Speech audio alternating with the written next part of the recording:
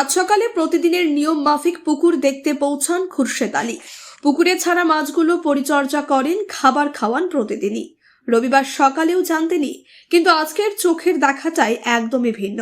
পুকুরের অবস্থা দেখে চক্ষু চড়ক গাছ। কে বা কারা রাতের অন্ধকারে পুকুরের জলে বিষাক্ত রাসায়নিক মিশিয়ে দেয়। পুকুরে থাকা মাছের ক্ষতি হয়েছে অগুণিতিক। মৃত মাছ ভেসে উঠেছে জলে। দীর্ঘদিন ধরে মাছ চাষ করে আসছেন তিনি।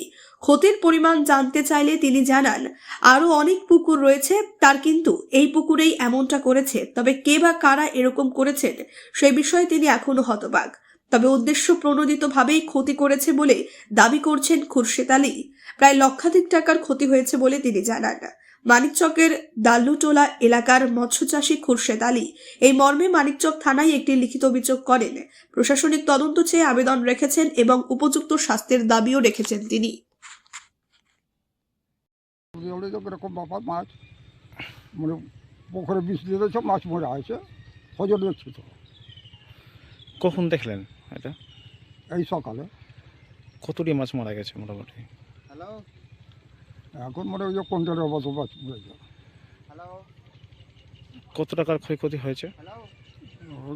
ছিল ওখানে মনে হয় 20,000 টাকার মাছ ছাড়া ছিল। সব মিশিয়ে কত টাকার ক্ষয়ক্ষতি হবে?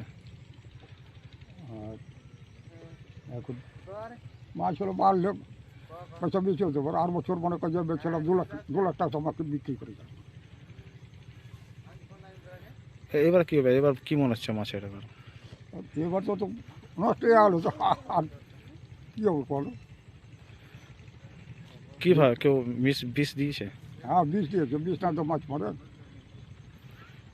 বিষ দিলে তো আমাদের বাড়ি দিয়ে তো সরকারি ওটা সব জায়গা আছে, চলো তো একটা মাছ পড়া আছে, কিছু নেই।